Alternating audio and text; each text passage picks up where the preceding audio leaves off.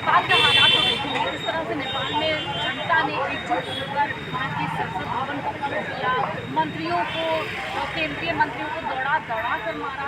ये बद से बदतर हालात हैं। अब बड़ा सवाल ये है कि जिस तरह से राहुल गांधी ने ये नारा दिया है वोट चोर गद्दी चोर, ये पूरे देश में कहीं ना कहीं हर व्यक्ति की जुबान पर ये नारा हो गया, यानी कि मुद्दा बन गया है। अभी नेपाल से सटे हुए बिहार में भी इस मुहिम को चलाया गया, वहाँ भी लोग राहुल गांधी की बात से सहमत हो रहे हैं। लोगों के बीच इस सवाल का जवाब जानते हैं कि क्या नेपाल वाली स्थिति हमारे भारत में भी हो सकती है। देखिए, सबसे बड़ा बांग्लादेश की स्थिति आपने देख लिया, श्रीलंका की स्थिति आपने देख लिया, उसके बाद जो है नेपाल की स्थिति देखा। जब बेरोजगार नौजवान के पेट में रोटी रही, हिंदुस्तान का नौजवान एक बार उतरा था 1975 में, जब इमरजेंसी लगी।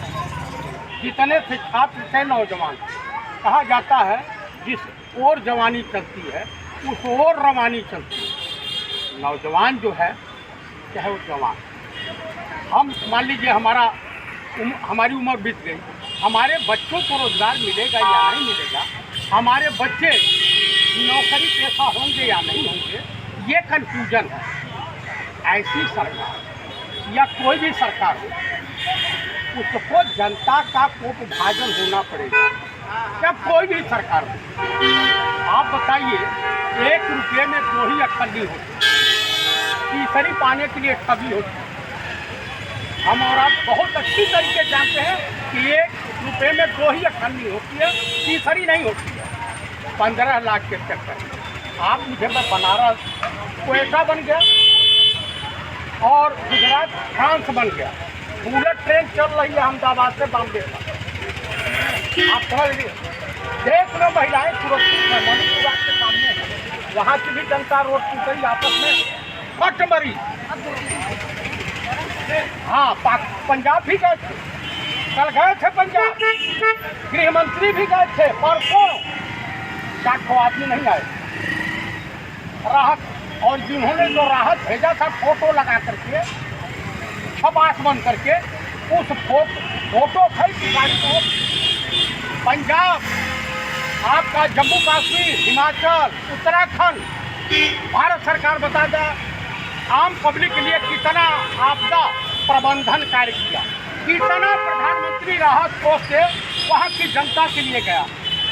हिंदू मुसलमान भारत पाकिस्तान मंदिर मस्जिद करके आप देश की जनता को मूर्ख बनाना छोड़ दीजिए। आप मुझे बताइए, जितने लोग, चाहे मुरली मनोहर जोशी हो, जितने 75 साल की अवस्था में रिटायर हो जाएंगे, आप तो ना बायोलॉजिकल हो, डायरेक्ट प्रकट हुए, अयोध्या ने प्रमाण कर दिया। तो कुल मिला करके यहाँ किसान पीड़ित है, इस देश का बेरोजगार नौजवान पीड़ित है, इस देश का विद्यार्थी पीड़ित है, इस देश का आम मझोला छोटे उद्योग धंधे नष्ट हो चुके हैं। मैं ईश्वर से प्रार्थना करूंगा कि ऐसी स्थिति हिंदुस्तान में न हो। देखिए, ये तो नहीं होता। हम उस देश के नागरिक हैं जो देश बिना लड़े ही गुलाम हो गया।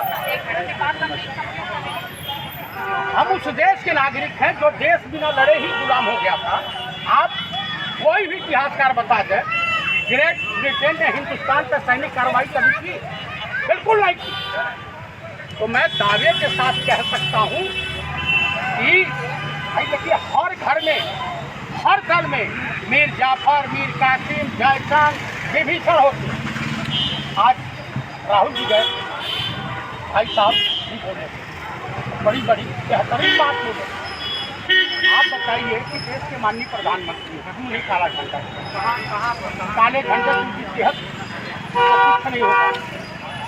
दिनेश सिंह के पास जो है 0 से 100 तक, उसी परिवार की देन है, रायबरेली के ठाकुर साहब। और मैं बता दूं, तमाम 100 से ऊपर सांसद बीजेपी में हैं, वो कांग्रेसी रहे हैं कभी। हेमंत बिस्वा शर्मा महाभ्रष्टाचारी, बीजेपी बुकलेट निकाली, इनके दल में गए, पता नहीं कौन से धुलाई मशीन में धुल करके जब बीजेपी में आ जाता है वही भ्रष्ट नेता जो दूसरी पार्टी में भ्रष्टाचारी होता है, तो बीजेपी में आकर वो एकदम बाहर हो जाता है ना, इनके वहाँ है उसी तरीके से हो जाता है। जिस तरह से लोगों के खाते में 15-15 लाख आ गए, 17 करोड़ रोजगार दे दिया, खखोरा पकड़ा दिया हिंदुस्तान की जनता के हाथ में भी खाने के लिए, उसी तरीके से हो जाता है। बड़ा सवाल ये है कि नेपाल में भी इसी तरह के हालात हैं, वहाँ पे युवा लोगों को मंत्रियों नेताओं सबको दौड़ा के मारा है। यहाँ की जनता कौन सा ऐसा अफीम के लाभ में, धर्म के अफीम में, या कौन से ऐसा काम कर दिया गया है जो सब कुछ सहने के बावजूद भी खामोश? 1971 याद है आपको? 1971 याद है? लेडीज के लिए महिलाओं को लोग कमजोर माना, विडो थी स्वर्गीय श्रीमती इंदिरा गांधी। निक्सन राष्ट्रपति हुआ करते थे, निक्सन को घुटने के बाद ला दिया, ड्यूटी के लोग पर निक्सन को रखा था और जनरल मानिक साहब को बुला करके उनके मैसेंजर को कहा तुमको समझाइए, नहीं तो मुझे इनसे कुछ कहना पड़ेगा।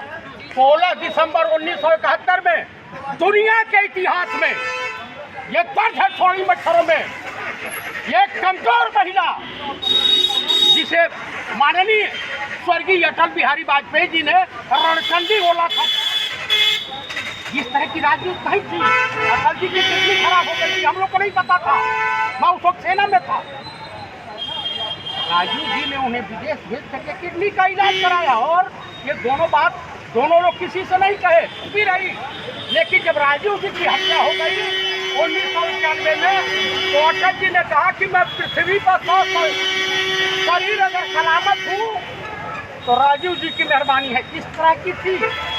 77 में विदेश मंत्री थे, चाइना दौरे पे जा रहे थे माननीय अटल बिहारी वाजपेयी जी, उस विमान के चालक थे, पायलट अफसर थे राजीव जी, और केबिन से आए कि मैं इस विमान का चालक हूँ, मेरा नाम राजीव है, गांधी नहीं बताया। ये था, ये परिपाटी थी हमारे देश की। मोदी जी को तो कहते हैं कि हाँ, एकदम जमीन से जुड़ा, एकदम इतने जमीनी नेता हैं जो अपने गुरुदेव आडवाणी जी का नहीं हुआ। अभी आया है भाई, मैंने कहीं सुना है सोशल मीडिया पर, आडवाणी जी रोते हुए गट्टरी से बोल रहे हैं कि मैंने अपने जीवन की सबसे बड़ी गलत काम किया, इसे मुख्यमंत्री बना। पछतावा हो रहा है। आप बताइए, राहुल गांधी आडवाणी जी का सम्मान